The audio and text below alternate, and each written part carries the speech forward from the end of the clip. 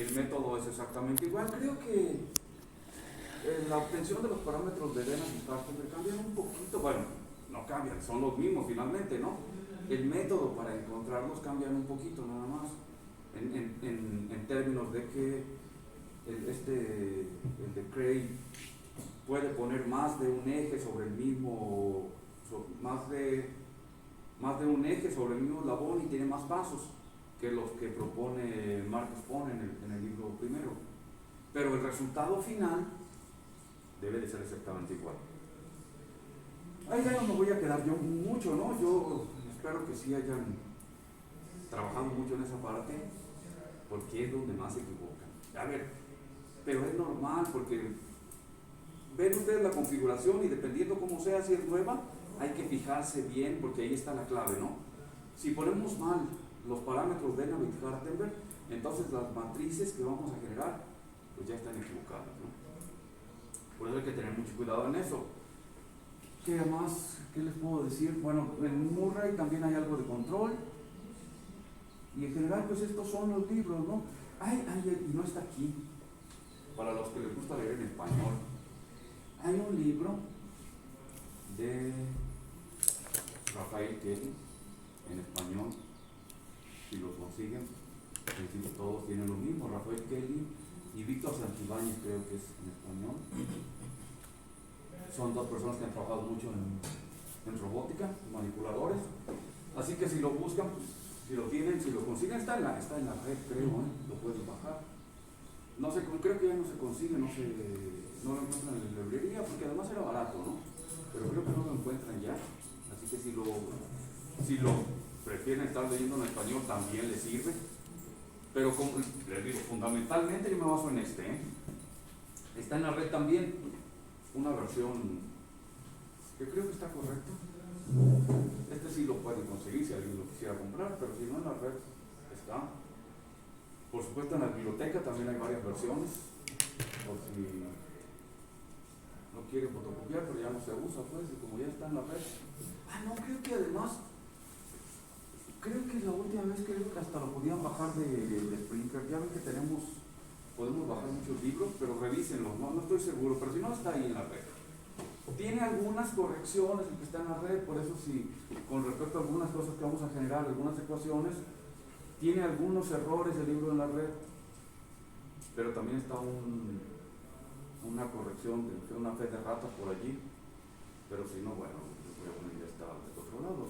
Es fácil de verificar cuando se equivocaban en la parte de la generación de las ecuaciones, pues, pero nada más para que lo tomen en cuenta. ¿Alguna pregunta que tengan antes de iniciar?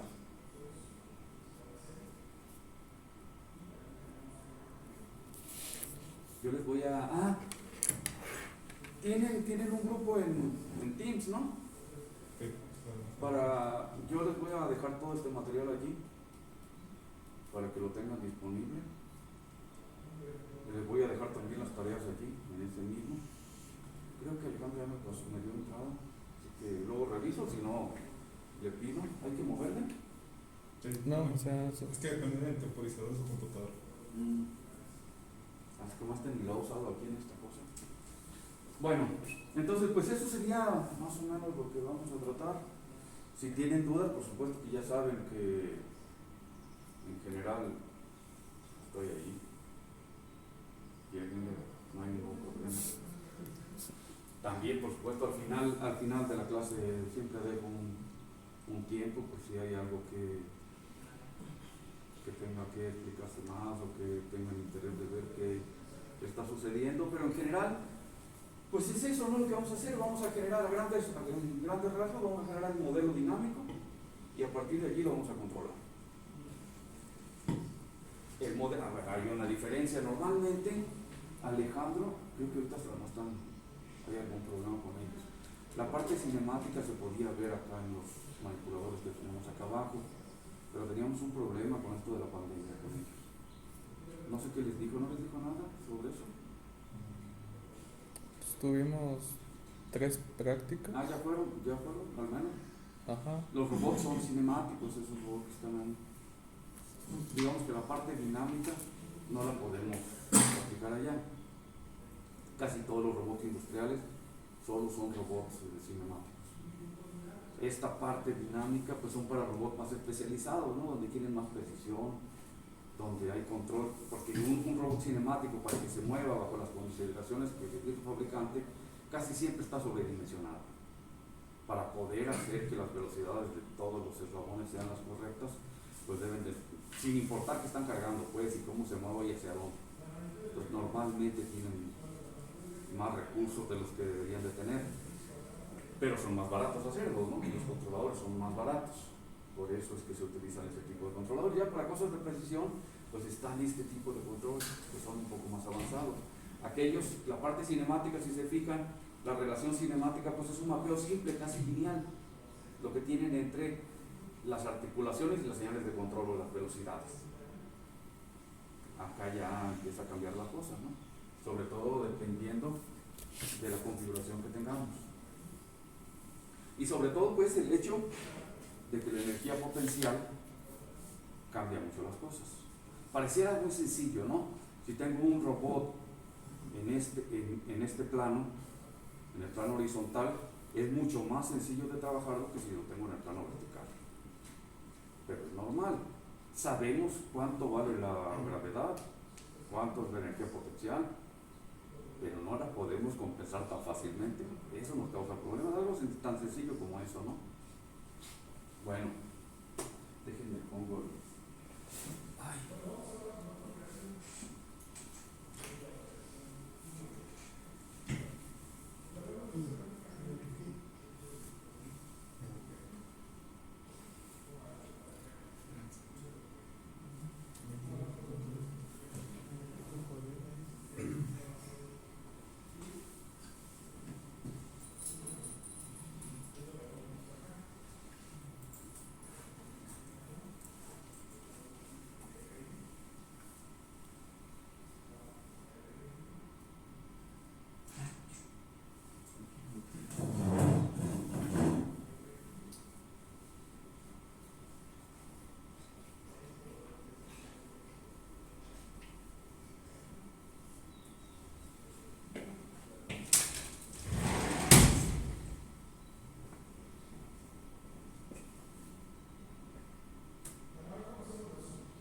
Son los puntos que vamos a ver, más o menos de lo que platicamos ahorita. Ya después les dejo todo esto en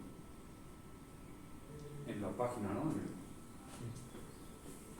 En Teams. Como un ejemplo nada más rápido, yo puedo tener algo tan simple como una masa, ¿no? Con el efecto de gravedad de una fuerza. Tengo una fuerza que va ascendente, tengo una gravedad. Entonces estoy realmente con un solo grado de libertad. Solamente me puedo mover de manera vertical, con el eje Y. Si aplico la ley de Newton, una sumatoria de fuerzas rápido, pues yo puedo encontrar que el movimiento de esa partícula más la aceleración es igual a la fuerza que tengo aquí externa, que yo estoy aplicando de alguna manera, pues, menos el efecto de la gravedad. Y ya no es algo tan simple como eso, ¿no? Yo sé, abusando pues de lo que ya sabemos, que la energía cinética pues, es un medio de la masa por la velocidad al cuadrado. Y luego, basándonos en eso, pues yo también tengo la energía potencial, que nada más depende de la altura, ¿no? A la cual esté. Por supuesto que aquí asumo que mi eje es aquí, ¿no? Que aquí tengo el origen, en esta parte, entonces mi altura es aquella, y la potencial sería pues mgy. Ya tengo las dos energías, y entonces, hablando de la representación que yo obtuve por Newton, pues yo la puedo reescribir, que es lo que quiero hacer acá abajo. M por Y dos puntos, masa por aceleración, es igual a la derivada con respecto al tiempo de la masa por la velocidad. La masa, por supuesto que asumo que es constante, ¿no? No puedo tomarle derivadas con respecto al tiempo. Y entonces lo que tengo, la puedo reescribir esto como la derivada con respecto al tiempo de la derivada con respecto a la velocidad de un medio de mg cuadrada, ¿no? Todo esto sigue siendo igual. Y un medio de mg cuadrada, pues no es más que esto que está acá. Y resulta que es la derivada con respecto al tiempo de la parcial de K de la energía cinética con respecto a la velocidad. escribirlo. Y mg sería la parcial con respecto a y, ya no se mucho, de mgy, y sería la parcial de p con respecto a y. Y esto nada más para qué, pues para tratar de darle la forma típica, ¿no?, que nosotros ya hemos aprendido. Si yo defino L como K menos P, la energía cinética, la energía potencial, y L, pues por supuesto es el lagrangiano que ya conocemos, entonces lo que yo tengo es que este lagrangiano, la derivada de L con respecto a Y punto, pues es la derivada de K con respecto a Y punto, no depende de Y, pues depende nada más de la velocidad. Y la derivada de L con respecto a Y, pues es menos P, la parcial de menos P con respecto a Y. Y eso me lleva a que la ecuación que yo obtuve por medio de Newton-Euler, digo de Newton, la puedo escribir como esto que está aquí. Esa es la simplificación, lo más sencillo que existe, ¿no?, para representar esto. Pero es una forma de ver que si hay una relación. Digo, al principio yo creo, a todos nos pasa, ¿no?, cuando de repente les dan energía. O sea, digamos que cuando trabajamos con Newton, las leyes de Newton, más o menos entendemos qué pasa con las reacciones que están sucediendo. Y cuando tomamos la energía y generamos las ecuaciones de Euler-Lagrange, como que queda oscuro de repente. Sí, claro, esta prueba es rigurosa, ¿no?, pueden ustedes ver, pero finalmente llegar a esta representación, o más bien a la generación de las ecuaciones de movimiento por medio de Euler-Lagrange, no fue algo muy sencillo. Digamos, fue un buen logro, ¿no?, para que en 1800 no sé qué lo sacaron esto, no me acuerdo, ¿eh? Donde L, pues, como decía, es el lagrangiano del sistema, y entonces la ecuación 2 se conoce como la ecuación de Euler-Lagrange. Por supuesto que yo quiero llegar a algo así, ¿no?, con el manipulador. El propósito fundamental es obtener la dinámica del sistema a partir de estas ecuaciones, como dije. Para un conjunto de coordenadas generalizadas, Q1 a Qn, correspondientes a sistemas de n grados de libertad, encontrar, lo que quiero es encontrar las energías cinética y potencial, K y P, y calcular las ecuaciones de movimiento. Entonces, aquí tenía, lo que hicimos primero, tenía un grado de libertad. Si los grados de libertad aumentan, entonces me van a generar, si tengo n, me generan n ecuaciones de este tipo. Y estas ecuaciones son las ecuaciones de movimiento, que son las que ando buscando. Donde, pues, tau K son las fuerzas generalizadas. Ahorita vamos a ver, ¿no?, con más detalle cómo llegar a esto, bueno, vamos a llegar a esto y luego lo vamos, como les decía, lo vamos a particularizar para el caso de manipuladores.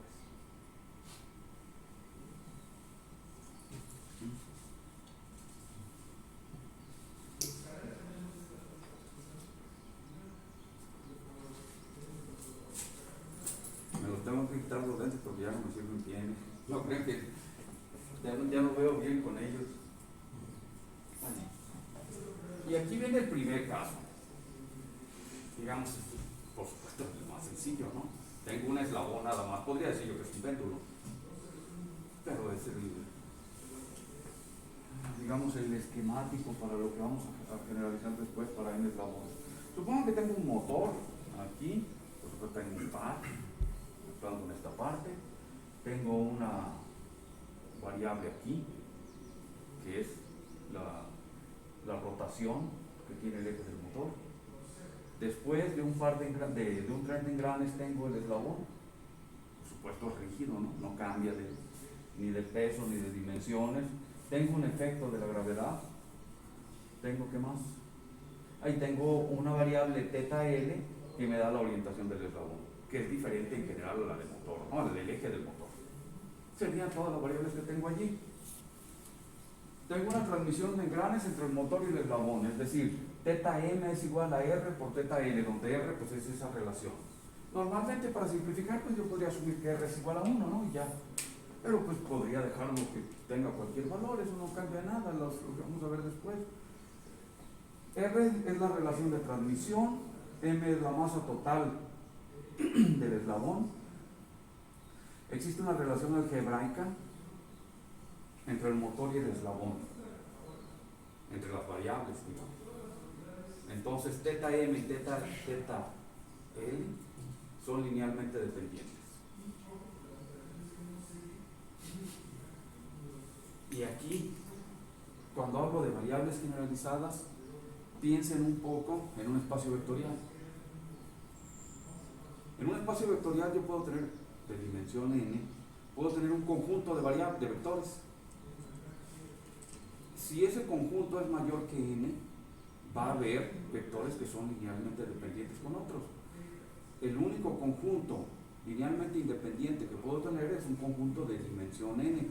Todos los demás vectores que ustedes tengan, recuerden eso de álgebra lineal, se pueden representar como una combinación lineal de esos vectores. Aquí, digamos, estoy en una dimensión, sucede algo similar. Que si se fijan, θm es r de θl. θm es igual a r de θl. Y eso lo que me lleva es que θm menos r de θl, yo lo puedo escribir así, y es igual a 0. Si pensaran en un espacio vectorial, recuerden que una suma ponderada de vectores, las cuales con coeficientes no todos 0 es igual a 0, son vectores linealmente dependientes. Es algo similar. Ahorita vamos a ir más allá, un poquito más en ese sentido. El sistema solo tiene un grado de libertad, en este caso. θm o θl pueden elegirse como las coordenadas generalizadas, la que a ustedes les guste. Si yo conozco r, pues denme una de ellas, denme θm y les doy θl, ¿no? O al revés, cualquiera de ellas es suficiente. Considere θl la relación del eslabón como la coordenada generalizada.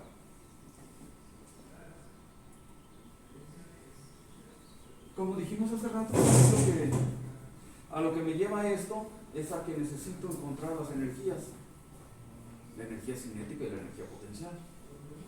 Para la energía cinética, pues en términos generales, como tengo el motor y tengo el eslabón, entonces lo que tengo es un medio de Jm por θ punto al cuadrado de m del motor, cuando m es el motor, más un medio de Jl por θ punto al cuadrado de l. Y esto pues ya si lo juntan, yo me quiero evitar el uso de θm está relacionado con r θl, entonces sustituyan aquí y lo que yo tengo es una expresión en términos de θl, ¿no? Y entonces ya la energía cinética está solamente en θl. Y aquí pues bueno, Jm es la inercia rotacional y JL del motor y el otro del eslabón, ¿no? Bajo esas condiciones pues ya puedo abocarme a encontrar la energía potencial. Y aquí lo único que podría cambiar las cosas es dónde tomo el origen, ¿no? Normalmente, como esto está rotando, supongo que este es el eslabón, ¿no? Y estoy rotando en este plano. Yo podría tender a tomar el origen aquí para medir adecuadamente el θ como conocemos. Aquí supongo que tomo el origen acá. O sea, no le hagan caso a este eje, pues. El origen está acá abajo. Aunque esto se mueve así, ¿no? Y el ángulo, siempre ustedes pueden dar de dónde empiezan a medir el ángulo. Aquí en el ángulo lo estoy midiendo a partir de aquí. Entonces esto es el 0 y empieza a crecer hacia acá. Si hacen eso, entonces, pues podríamos decir que para la energía potencial, pues yo necesito ver cuál es la altura de este punto. Bueno, o de la masa en general, ¿no? Si supongan que esto es el centro de masa, porque el eslabón es más grande, lo que me interesa a mí es dónde está el centro de masa, entonces supongan que esto es el centro de masa, y me interesa saber entonces cuál es su altura. Y para esa altura, pues ya no hay mucho que hacerle, ¿no? Coseno de θl es igual a ¿qué? Así, coseno de θl es igual a esta h entre l, ¿no? Y entonces h es igual a l coseno de θ, y si se fijan más, el h, es esto que está aquí. Y entonces, delta h más l coseno de θ es toda esta distancia, que es l, por la dimensión de esto. Y eso me lleva entonces a que delta h es l por 1 menos coseno de θ. Y ya con eso ya pueden generar pues la energía potencial. P pues va a ser mg por delta h, ¿no? Por l por 1 menos coseno de θ. Ya, tengo las dos energías.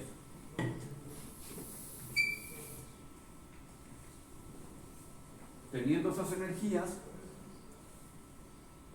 pues rápidamente puedo yo formar mi lagrangiano.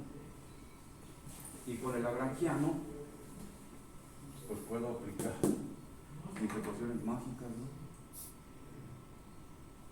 Estas ecuaciones, o la gracia que tiene esto para nosotros, para un manipulador grande, casi yo lo que considero para utilizarlo sin ninguna duda siempre, es que lo pueden programar fácilmente en la computadora. Y eso, una vez que tengan las energías cinéticas y potencial, porque lo que nos va a costar más trabajo es encontrar la energía cinética, la potencial es fácil. Para un manipulador grande, el trabajo va a ser encontrar la energía cinética. A partir de aquí ustedes pueden programar, ya sea lo que quieran, en MATLAB, en Maple, en cualquiera de ellos, y rápidamente obtienen el modelo que andan buscando. Si lo quisieran encontrar todo humano, por supuesto que se puede, ¿no? Nomás que hay que tener mucho cuidado, porque es evidente que entre tantos pasos, con 2, 3 eslabones, en cualquier momento nos podemos equivocar, pero es normal. Entonces, considerando k igual a 1, porque tengo un grado de libertad Q, la variable generalizada es θ L, entonces mi ecuación es esta. Y para hacer, pues, tomamos la parcial de L con respecto a θ L punto, tomen la derivada con respecto a θ L punto, pues nada más es esta la parte que tiene, ¿no? Entonces va a ser J por θ L punto. Y luego, con respecto al tiempo, pues la doble derivada de θ L. J, por supuesto que es constante, ¿no? ¿Qué era acá? Disculpe. ¿Mande? ¿Qué era acá? K, la energía potencial, o cuál dice. La- Ah, este es el número de grados de libertad, K minúsculo. Gracias. Del otro lado, pues la parcial de L con respecto a θ L, donde tiene, este no tiene dependencia de θ L, pero este sí, ¿no? Este término, entonces sería mg L por el seno de θ L,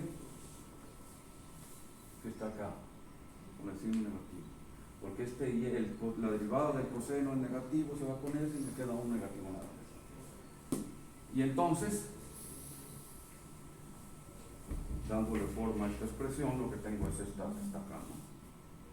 J θ L 2 puntos más mg L seno de θ L igual a la fuerza externa.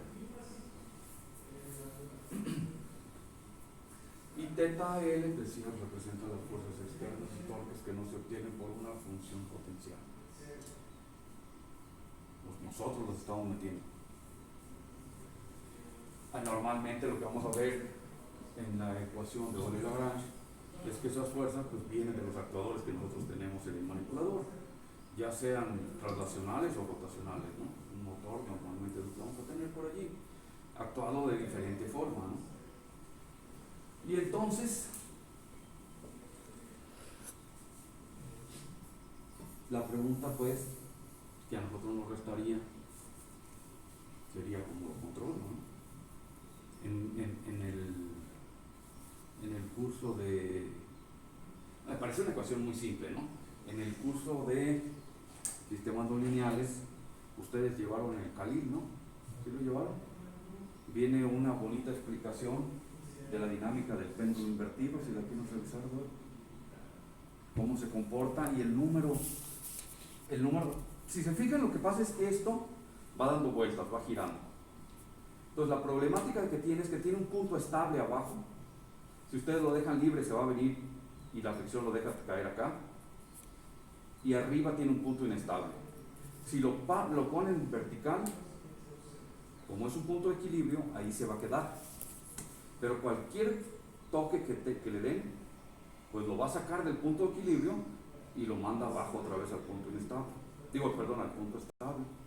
Si tiene una fuerza actuando, el problema es que está pasando por el punto inestable, por el punto estable y por el punto inestable.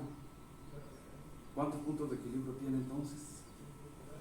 Físicamente pues tiene uno aquí y otro acá, pero matemáticamente tiene un número infinito de puntos de equilibrio. Y eso es lo que le da la riqueza a esa ecuación tan sencilla. Pareciera muy sencillo, parecía muy simple, pero matemáticamente el control de esto también, digamos que no muy sencillo que digamos. Supongan que yo tengo aquí tomado este manipulador, este eslabón, y le quiero aplicar un control de tal forma que lo ponga así vertical. No es un controlador simple. Normalmente el problema que se tuvo para llegar a ese control es que se buscaba, normalmente nosotros en control o en mecatrónica lo que queremos son controladores que le llamamos suaves. Casi todo lo que vieron en el sistema no lineal son suaves, diferenciables pues. Si metían un controlador por modos deslizantes, que es un controlador discontinuo, lo podían hacer fácilmente. Pero si querían hacerlo con un control suave diferenciable, no es tan evidente. Entonces por eso de aquí vienen ese tipo de problemas de control. Y hay que tener cuidado, pues pareciera que luego las cosas son muy sencillas. Si ustedes linealizan esto, pues quitan la riqueza de la dinámica. Y sí lo pueden controlar, pero es un control que está sujeto a una vecindad muy pequeña. Entonces, si para controlarlo arriba, pues cuando digo una vecindad muy pequeña, si lo quieren controlar acá arriba, la condición inicial debe ser muy cercana a ese punto. Pero si la ponen muy cercana, se le va hacia abajo. Entonces no es evidente, pues físicamente si tiene su problemática. Bueno, pero nosotros digamos que eso todavía no nos interesa. Pero les digo, si quieren un poquito de ver esa parte, ahí está muy bien explicado en el libro de Kalila, antes de cuando va a empezar a tratar la estabilidad, les da este ejemplo para mostrarles la dinámica, ¿no? En nuestro caso, tau L, que son fuerzas generalizadas, pueden expresarse como el torque del motor reflejado en el eslabón. Podría ser, ¿no? Es el primero, que sería U igual a R por tau M. Lo que hago con un tren membranes es aumentar el torque del motor, y por eso se refleja como R tau M sobre el eslabón. Claro, gano torque y pierdo velocidad, ¿no? Normalmente es lo que va a suceder. Torques de amortiguamiento, Bm, teta m punto y Bl, teta L, debidos en general a la fricción. Si yo considero estas tres fuerzas generalizadas o externas, porque no están en el modelo, no lo estoy modelando yo, pues, la fricción no entra en el color y Lagrange, hasta al menos. A ver, ¿hay algún ejemplo? Ay, no, en general no metemos fuerzas de fricción a ningún lado. A ver, y entonces, las fuerzas generalizadas serían U menos las fuerzas de fricción que tengo aquí, que se oponen al movimiento. Y en realidad, en la dinámica que yo les mostré, en la dinámica anterior, si se fijan, aquí no hay fricción, ¿no? Cuando yo les decía que tengo dos puntos de equilibrio, uno abajo y otro arriba, pues es suponiendo que tengo fricción. Porque si yo lo soltara, pues empieza a dar vueltas y no se para nunca sin fricción. Digamos, es importante para nosotros que el péndulo tenga una fricción. Bajo esas condiciones, tau L junten estos dos, es este término que está aquí, y entonces esto, el término, ¿dónde está? B teta L, lo puedo yo pasar hacia este lado, y el modelo entonces es este, que ahora sí tiene un término de fricción, y es el que hace lo que les decía, ¿no? Que hace que el punto de abajo sea un punto de equilibrio. ¿Les queda claro bien claro qué es un punto de equilibrio? Lo vamos a necesitar después. Un sistema lineal siempre tiene solamente un punto de equilibrio, y es el origen. Linealizamos alrededor del origen. Si el punto de interés del sistema lineal no es el origen, hacemos un cambio de coordenadas para darle una representación sobre el origen donde queremos controlarlo. Pero un sistema no lineal puede tener infinidad de puntos de equilibrio y no necesariamente son el origen. Para que recuerden eso. Cuando utilizamos Lyapunov, que lo vamos a necesitar mucho más adelante, en un sistema no lineal, analizamos puntos de equilibrio en el origen. Cuando el sistema no lineal tiene un equilibrio que está fuera del origen, también hacemos un cambio de coordenadas, lo expresamos sobre el origen y ahí aplicamos Lyapunov. Para que recuerden eso, ¿no? Bueno, tuvieron que haber visto por ahí. Si no, recuerden para que vayan pensando. Todavía nos falta mucho para llegar a eso, pues, pero esa parte es importante. Tratando de relacionarla con lo que ya vieron, ¿no? Las estrategias de control, pues, son cosas como las que ustedes vieron en el curso de sistemas no lineales. Y entonces, pues ya este es el modelo, ¿no? Un modelo, una representación, digamos, práctica para nosotros, para tratar de controlar el sistema. Si no tuviera la fricción, pues por el controlador se la metemos. ¿Qué sería? Fíjense, este es una constante multiplicada por teta L punto. Una constante por la velocidad. Sería una parte derivativa si la metiéramos por parte del control. Cuando ahorita que yo hablé que íbamos al control proporcional derivativo, ¿no? Si tengo una constante multiplicada por teta L nada más, sin la velocidad, sería una parte proporcional. Entonces, van más o menos relacionados con eso, ¿no? Las fricciones pueden ser viscosas o de Coulomb. Normalmente vamos a trabajar con fricciones viscosas. Y fricciones viscosas, ¿cómo sería? Dejen poner. Es lo más sencillo del mundo.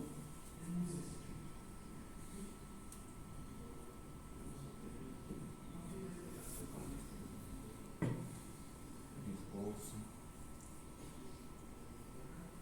No sé cómo se escribe. HC. ¿Lleva Z en algún lado? No. Así, viscosa. Digamos que la fuerza de fricción es una función de T, solamente es una fuerza multiplicada por la velocidad.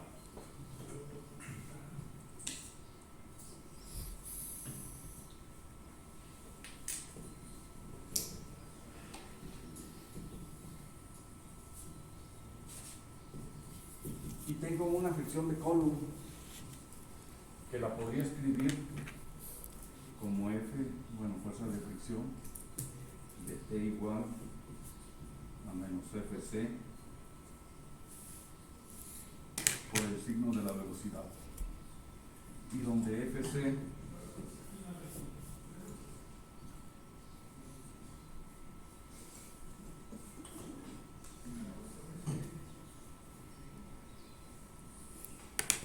estas son las dos fuerzas de fricción que normalmente podemos encontrar.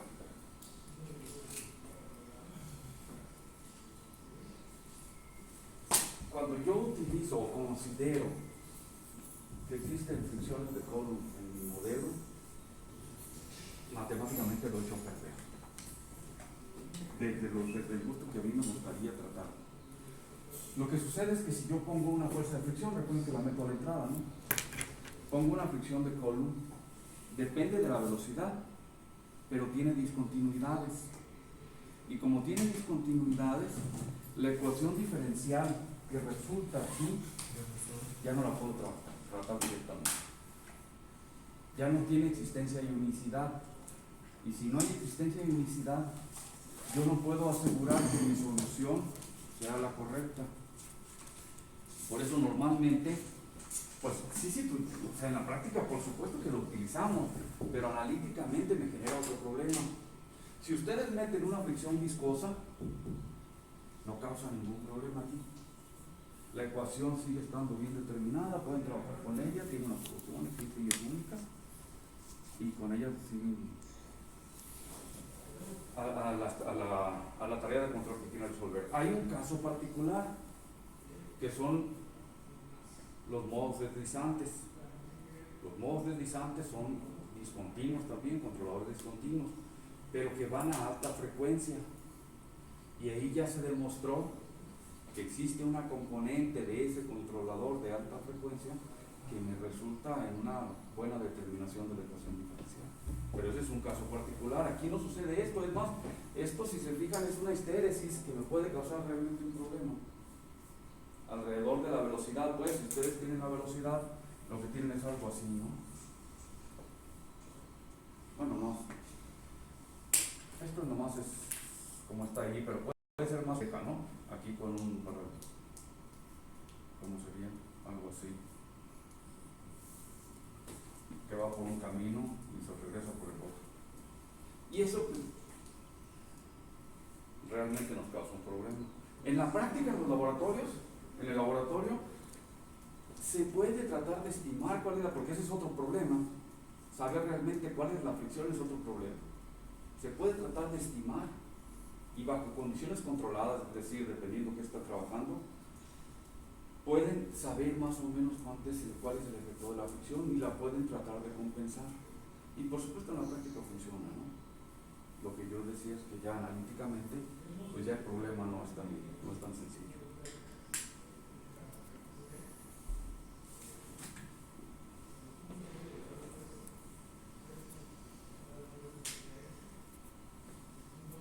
Pues para generar las ecuaciones de Euler y Lagrange, pues yo necesito estos conceptos de restricciones no holonomas y trabajo virtual. Restricciones no holonomas, porque si asociamos los eslabones o las uniones de un manipulador con puntos en el espacio de trabajo, donde estos puntos están rígidamente relacionados entre ellos, entonces de allí me generan las restricciones. ¿Qué tipo de restricciones son esas? Pues algunas, las holonomas, como yo decía, son unas sencillas de tratar, y ahorita vamos a ver por qué. Consideremos un sistema de K partículas, y ese K minúscula pues lo que les decía, ¿no? K partículas, suponiendo que de ahí voy a tener K grados de libertad. K partículas con vectores de posición R1 hasta RK. Entonces lo que podemos imaginar, pues que aquí estoy en el espacio de trabajo, aquí tengo R1, R2 y hay una distancia entre ellos, entre R1 y R2. Aquí está RK, son N, ¿no? Tengo una relación para entre las partículas. El movimiento libre de cada partícula depende de las fuerzas externas aplicadas a cada una de ellas. Estoy en libertad, pues, de aplicar una fuerza a cada partícula como yo quiera, por lo pronto. Cuando el movimiento de las partículas está restringido, su aceleración depende solo de las fuerzas externas, sino también de las fuerzas de restricción. Y por fuerzas de restricción me refiero a que si ustedes aplican una fuerza aquí, esa fuerza, si están unidas, va a tener un efecto también sobre la segunda partícula. Y claro, entre ellos no hay efecto. Y la fuerza que va entre las dos, sería la fuerza de restricción. La que está acá por acá es la fuerza externa, ¿no? Ahorita ponemos un dibujo de eso. Las fuerzas deben respetar las restricciones establecidas.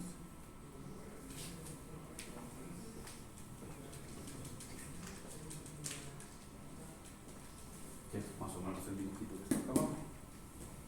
Suponemos, esta es la restricción que vamos a trabajar nosotros. Se tienen dos partículas unidas por un cable rígido. No mi hipótesis de trabajo, ¿no? Sin masa, de longitud D. Las dos coordenadas de las partículas deben satisfacer entonces, como tengo un cable rígido que las une, la distancia entre ellas no puede variar, siempre se va a conservar. Entonces no importa cómo se muevan esas partículas, la distancia entre la partícula R1 y R2 siempre se va. Y entonces la norma de R1 menos R2, la norma 2 en este caso, es igual a L. Y acuérdense, ¿no? Tengo dos vectores, R1 es un vector, el primer, aquí está, R1 es este es R2, y entonces la distancia entre R1 y R2 es igual a la norma de R1 menos R2, que es este es R1 menos R2. Si ustedes le sacan esta norma, les dan la magnitud de este vector que está aquí. Podemos utilizar otra norma, eso no importa, ¿no? pero pues estamos en un espacio euclidiano, no hay problema. La norma 2 es la mejor. Entonces, la norma de R1 menos R2 es igual a L, o la norma cuadrada de R1 menos R2 es igual a R cuadrada, si lo quieren ver también así, ¿no? Y si quieren, pues es que R1 traspuesta menos R2 por R1 menos R2 es igual a L cuadrada, ¿no? Entonces esas dos son equivalentes, como lo quieran ver. Lo único que indican es que la distancia entre R1 y R2 siempre vale L. Es lo único que explica, ¿no? Entonces, al aplicar una fuerza a una partícula, la restricción establecida produce una fuerza de restricción en la dirección R2 menos R1, que influye en la segunda partícula. Es decir, yo tengo una fuerza aquí, esta yo la estoy aplicando, es una fuerza externa. ¿Cómo va a influir sobre esta? Pues una componente de esta fuerza se va a venir a partir en esta dirección, en R1 menos R2, piensen en un cable rígido, ¿no? Que va a ser una fuerza de restricción, por eso F1R. Es una fuerza de restricción generada a partir de F1. Y entonces el efecto sobre esta partícula se siente sobre esta a partir de esta fuerza, en la dirección de R1 menos R2. Lo mismo sucede al revés, pues. Si yo aplico una fuerza a la segunda partícula, una fuerza externa aquí, esa va a tener un componente hacia acá que influye sobre la primera partícula. Todo sin que esta distancia aumente o disminuya, ¿no? Debe de seguir siendo constante. Entonces, si se fijan, entonces tengo un conjunto de fuerzas. Tengo las fuerzas externas, F1, F2, y las fuerzas de restricciones. Las fuerzas externas yo las estoy aplicando. Normalmente yo las conozco entonces, pero las de restricciones no. La pregunta es si las puedo medir. Pues podría ser, ¿no? Y ya con eso tengo una relación entre las dos. Pero lo mejor sería que ni la mida, que pudiera yo trabajar nada más con las fuerzas externas. Y ese, digamos, que va a ser el principio de acción para lo que vamos a obtener después en el modelo. Se requiere entonces conocer las fuerzas de restricción, que podría ser, ¿no? A partir de un conjunto de fuerzas externas. Denme las fuerzas externas que conocemos y deben de darme las restricciones. O tenemos como opción establecer un método que no requiere el conocimiento de las fuerzas de restricción. Pues evidentemente que es mejor, ¿no? Si yo estoy quitándome un conjunto de fuerzas de entrada o de restricción, en lugar de tener, aquí tenía 4, en lugar de tener 4, trabajar con 2, pues evidentemente es mucho más sencillo. Entonces a lo que vamos es a eso, ¿no? A establecer una relación entre las fuerzas externas con respecto al movimiento de las partículas sin necesidad de conocer las fuerzas de restricción.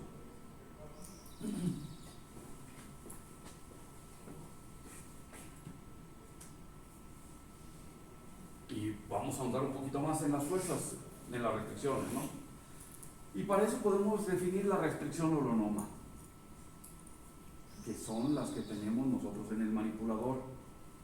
Una restricción de las coordenadas R1 a RK es holonoma si puede expresarse como esta relación algebraica. Cualquiera que sea, ¿no? Aquí está de manera general. Es una función GI que depende de R1 hasta RK y que es igual a 0.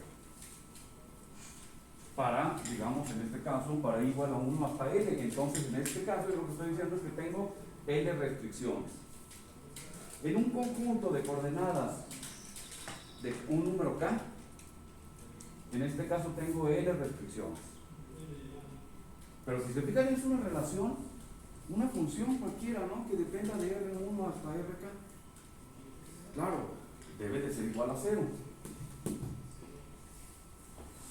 La restricción 3 es un ejemplo de restricción holonoma. ¿Y dónde está la 3? Pues es la que acabamos de decir, ¿no? El cable con las uniones rígidas entre dos partículas. No está expresada de esta forma, ¿no? Si se fijan, la restricción es esta. No está escrita así como dice la definición. Yo tendría que pasar este para acá, ¿no? Pero depende, si se fijan, sí depende de R1 y R2. Pero como que yo quisiera que fuera 0. Si lo pasan para acá, lo hacen igual a 0, pero tienen un término que no está en función de R1 y R2. Ahorita vamos más o menos a ese caso. Lo que quiero decir es que esta también es una restricción de ese tipo. Ahorita vamos a llegar específicamente a esta, ¿no? Pero también es una restricción holonoma. Holonoma quiero decir. Diferenciando la ecuación, si ustedes toman la diferencial de esta ecuación de 4, pues difícil, rápidamente, ¿no? El diferencial de GI no son más que las parciales de G con respecto a R1 hasta RK, que son de lo que depende, por DR1 hasta DRK. Y esto lo pueden escribir como la sumatoria de J igual a 1 hasta K, de las parciales de GI con respecto a RJ por DRJ.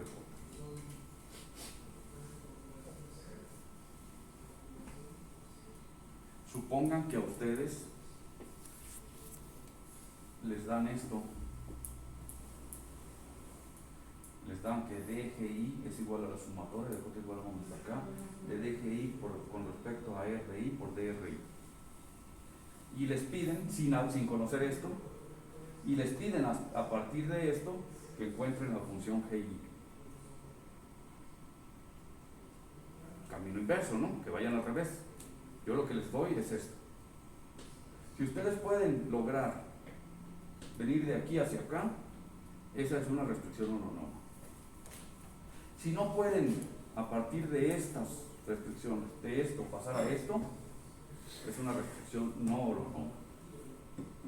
Ahorita vemos un ejemplo de eso.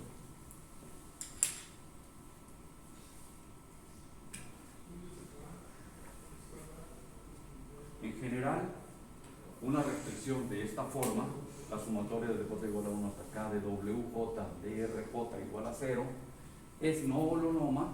El otro caso, el caso contrario, si no puede ser integrada para obtener la restricción de la forma 4. Es decir, el camino inverso que yo les decía, ¿no?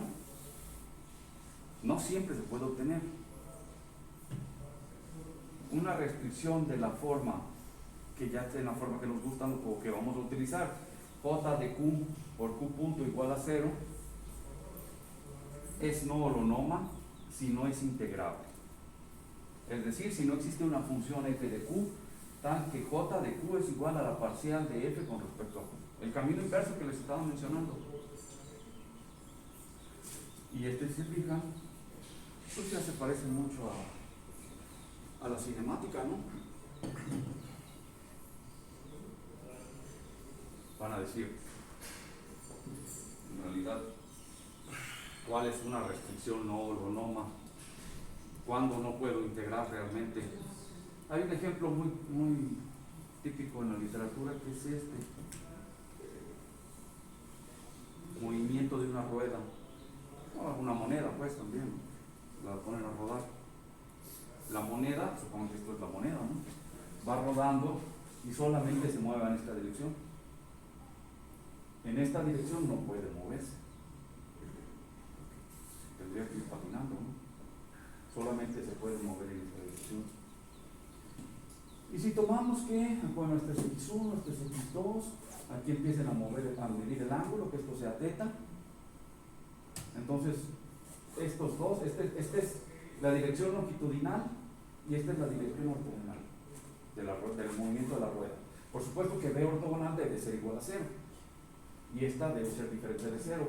¿Qué sucede aquí? Bueno, estos hay 90 grados aquí y entonces este ángulo es pi menos pi medios, esto es pi todo, ¿no? Pi medios es esto menos θ. Pues tenemos cuánto mide este ángulo, este θ y este es pi menos pi medios menos θ. ¿Ok? Pi medios menos θ. Nótese que la rueda solo puede desplazarse en la dirección BP, en esta que les decía, ¿no? En realidad es la longitudinal. Entonces B ortogonal debe de ser 0. En la dirección de la velocidad ortogonal, o sea, en esta dirección, ¿qué es lo que tenemos? Tenemos este ángulo, entonces el coseno de este ángulo es igual a menos x1 punto, que es esta, ¿qué? Menos x1 punto, entre la B ortogonal. Y el seno, pues es el mismo ángulo de x2 entre el B ortogonal. Y así, esto sería entonces, este sería el seno de menos x1 entre B ortogonal, ya considerando que tenemos el pi medio se queda adentro, y aquí sería el coseno de x2 punto entre B ortogonal. Y entonces, con esas dos relaciones, yo las puedo escribir como lo que está aquí arriba, ¿no? Vean, a esta multiplíquenla por seno, esta ecuación por los dos lados, y tendría menos x1 por seno, B ortogonal por seno cuadrado. Y del otro lado, por el coseno, B2 por el coseno, B ortogonal por el coseno cuadrado. Y luego la suman las dos, entonces tengo que menos x1 por el x2 punto por el coseno es igual a este y este, que no es más que B ortogonal. Pero dijimos que B ortogonal era 0, ¿no? Y si B ortogonal es 0, entonces esta condición, pues yo la puedo escribir como esto que está acá, multiplicado por esto. Esto está por x1 negativo, esto está por x2 y 0 por teta, que son las tres variables que tengo yo en el modelo de la rueda. Y entonces esta es una restricción. La pregunta es una restricción porque sabemos que solamente me muevo en ese sentido, ¿no? No me puedo mover de lado. Pues ya, físicamente ya sé cuál es la restricción. Matemáticamente la expreso así. La pregunta es, ¿esta restricción es holonoma o no holonoma? Recuerden, si es holonoma, yo la voy a poder integrar y encontrar una función que la genere. Si es no holonoma, no la puedo integrar. Y entonces, por eso, pues yo la puedo escribir más sencillo como j de q por q punto igual a 0. Así me gusta proponerlo. Entonces yo quiero encontrar una función tal que si le saco las parciales, me lleve al j de q. ¿Cuál es esa función? Bueno, tengo que encontrarla, tengo que irme por el camino inverso.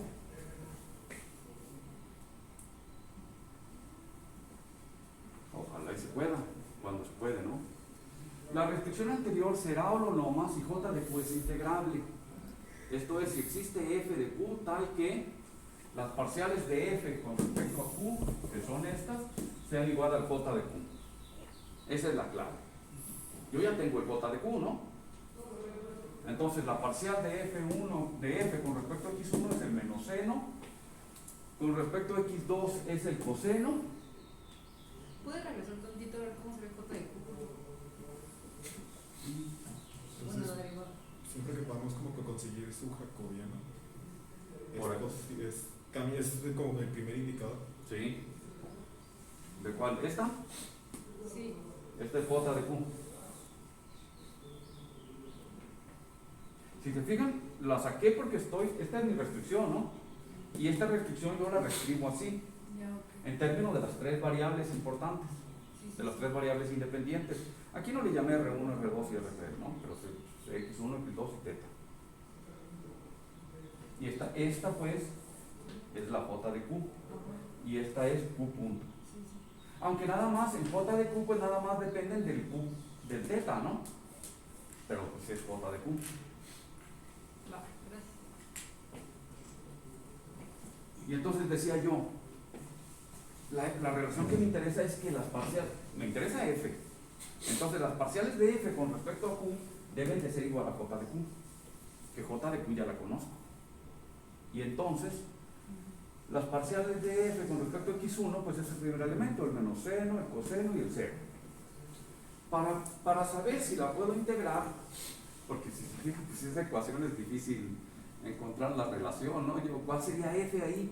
Ustedes se la pueden imaginar, porque puede ser que sean funciones sencillas que sí nos pudiéramos imaginar cuál es la f que si yo le saco las parciales sea igual a esto.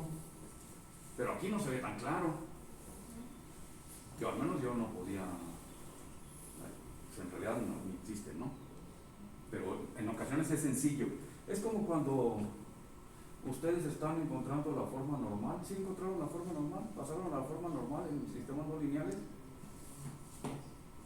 Y buscaban una función que la parcial de la salida con respecto a cierta cosa fuera igual a cero, para que no dependiera de las variables y les quedara de las señales de entrada y les quedara una representación limpia. Son parciales, no siempre los podemos encontrar. Podemos saber si existen, podemos saber si existe esa f, eso sí podemos saber. No quiere decir que la podamos encontrar. Pero nos interesa saber si es null o holonoma. Eso es importante, porque si fuera null o holonoma, el método de hoy, Lagrange, cambia. Ese es el problema para nosotros. Tenemos que usar multiplicadores de Lagrange y saber el espacio de las restricciones y el espacio nulo de las restricciones para poder encontrar una representación. Por eso cambia un poco el método y no nos queremos meter a eso, les decía ahorita con los manipuladores. Entonces, ya sé que la f que van buscando debe satisfacer la ecuación 10. Si f de sus derivadas parciales son continuos, entonces la parcial con respecto a x1 de f con respecto a x2 debe de ser igual de la parcial con respecto a x2 de f con respecto a x1. Le cambio el orden. Cambio el orden de toma de parciales. Y lo mismo para las otras, ¿no? La parcial con respecto a θ de f con respecto a x2 debe de ser igual a la parcial con respecto a x2 de f con respecto a θ. Y lo mismo para la otra. Y eso siempre se debe satisfacer. Entonces, si existe f que satisface 10, entonces también satisface 11. Y entonces vean qué sucede. La parcial con respecto a θ de la parcial de f con respecto a x2, la parcial de f con respecto a x2 es el coseno. Entonces sería la parcial con respecto a θ del coseno. Y la parcial del coseno sería el menos seno. ¿Y qué tal si yo intercambio aquí el orden? Entonces la parcial con respecto a x2 de f con respecto a θ, pero f con respecto a θ es 0, con respecto a x2 sigue siendo 0. Entonces esto, que debería de ser igual, es diferente. Y con eso podemos concluir que las restricciones que encontramos, que esta restricción que está aquí, no es integrable. No es posible encontrar f que satisfaga esa restricción. Y si no podemos encontrar f, pues es una restricción holonoma. La restricción, digamos, ahí puse yo una moneda, ¿no? Pero en realidad donde se utiliza mucho, donde es clásica esa restricción, son en los carritos móviles, ¿no? Donde tengo allí, en lugar de tener una moneda, tengo un carrito con dos ruedas. Esta es la velocidad lineal, tengo una velocidad angular, pero un carro cualquiera de la calle solamente se puede mover en esta dirección instantáneamente. No se puede mover en esta otra. En esta la dirección perpendicular es igual a 0 siempre. En un carro no se puede estacionar de lado. ¿Puedes escribir más grande? ¿No se ve? Es que no hay luz, ¿verdad? Vp igual a 0, la dirección perpendicular. ¿Ves? Y entonces, este sistema tiene, ¿cómo es? Si esto es x y esto es y, x punto es igual a b por el coseno de θ, esto es θ, esto es θ, y punto es igual a b por el seno de θ y θ punto es igual a w, donde w pues es la velocidad angular, ¿no? Las señales de control aquí, las señales, este es el modelo, se metió una lagartijita. Este modelo es el modelo cinemático del movimiento de este carrito. Y pareciera sencillo, se lo ve, ¿no? No tiene realmente mucha gracia. Nosotros lo controlamos a partir de la velocidad lineal esta que nosotros damos, por supuesto, a partir de las ruedas. Aquí asumo que tengo un motor aquí y un motor acá que mueven las ruedas. Si las ruedas se mueven a diferente velocidad, pues también gira. Y entonces, esta señal es la velocidad lineal y esta es la velocidad angular. Pero este tiene la restricción no holonoma que mencionamos para una sola moneda. Y entonces por eso el control de este sistema, que es tan simple, pues se vuelve complicado. fueron muchos años para encontrar una retroalimentación suave para aquel sistema que resolviera el problema de seguimiento de trayectorias. Y de ahí se generaron muchos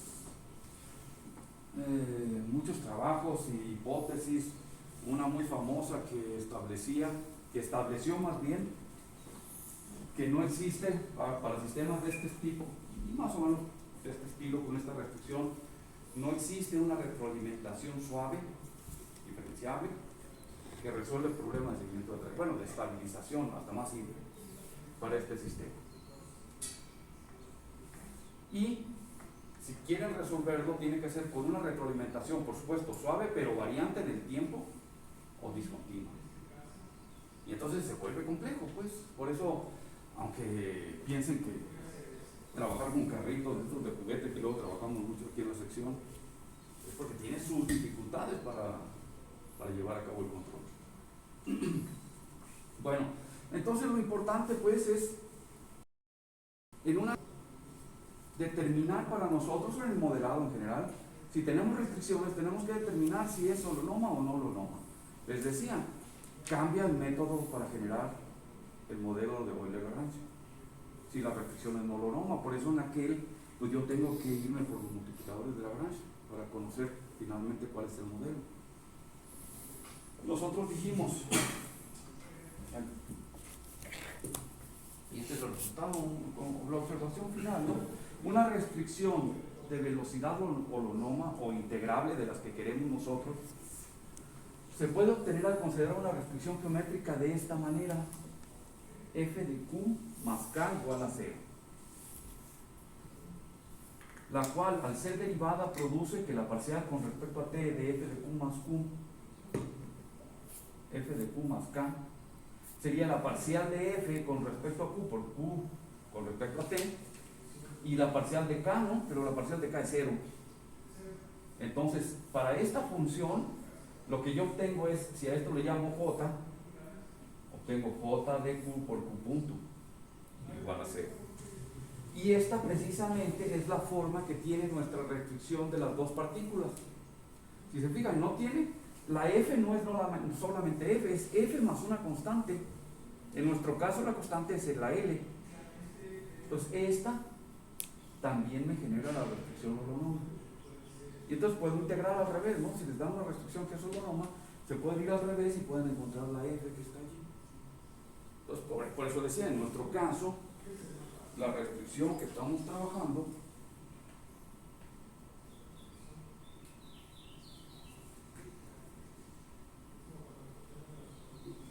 que es esta, pues tiene esa forma, ¿no? De f de q, pasen este para acá, más una constante, igual a 0.